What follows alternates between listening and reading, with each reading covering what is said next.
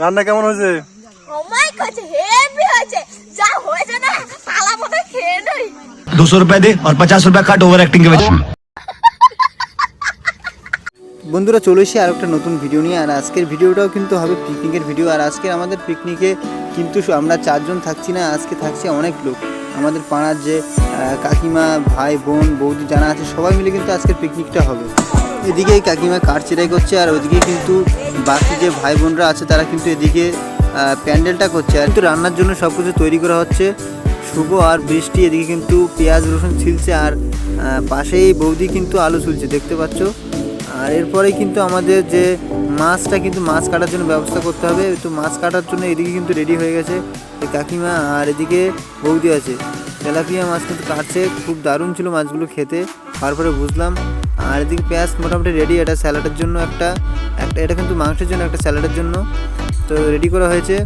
আর এদিকে কিন্তু এগুলো কিন্তু মিক্সারে নিয়ে যাওয়া হচ্ছে, মিক্সারে কিন্তু টেস্ট করে আনা হয়েছে। মিক্সারে নিয়ে যাওয়ার পরে আমাদের কিন্তু ভাত কিন্তু বসানো হচ্ছে। অনেক বেলা হয়ে গেছে বুঝতে পারছো। এই বৌদি কিন্তু এদিকে ভাত বসিয়ে দিই, আর পাশেই কিন্তু মাংসের জন্য আলু ভাজা হচ্ছে। মাছ হচ্ছে আর কি বেগুন ভাজা হবে তো? হ্যাঁ, বেগুন ভাজা তো হবে। বেগুন ভাজা ছাড়া ডাল কি খেতে ভালো লাগে? বেগুন ভাজা কিন্তু আমাদের হচ্ছে ওইদিকে। আর এদিকে মাছ কিন্তু ভাজার জন্য রেডি করা হচ্ছে। মাছ কিন্তু ভাজা চালু হয়ে গেছে।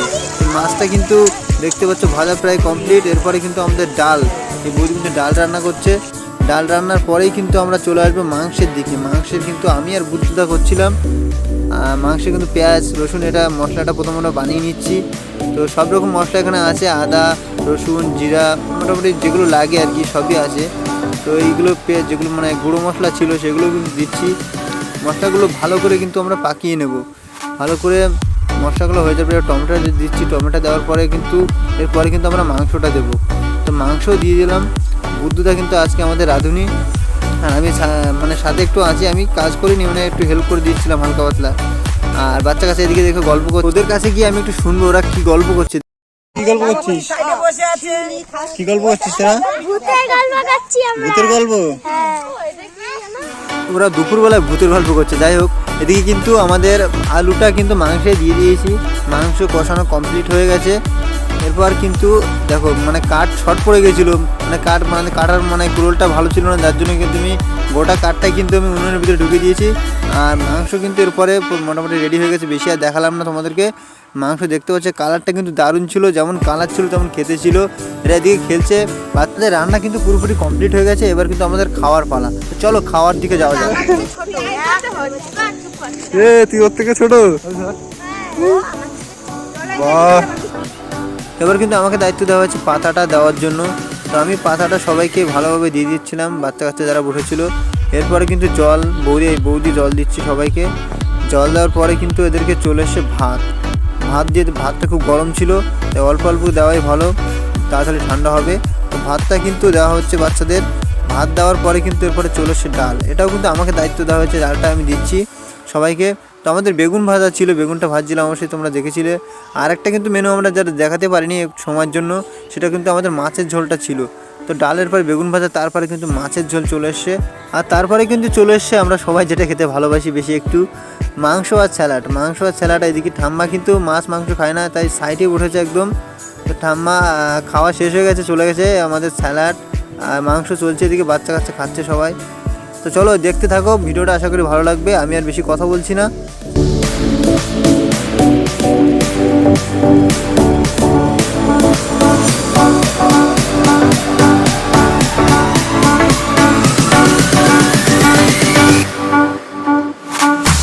তো ওদের কাছে গিয়ে আমি একবার শুনবো কেমন খেতে হয়েছে। কেমন হয়েছে রে খেতে মাংসটা?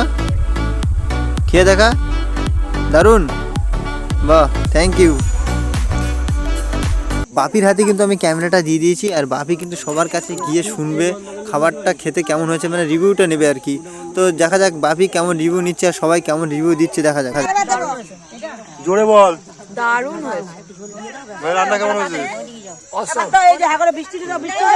আরামসে খা, টেনশন নেই। কিছু লাগলে বলবি, ঠিক আছে?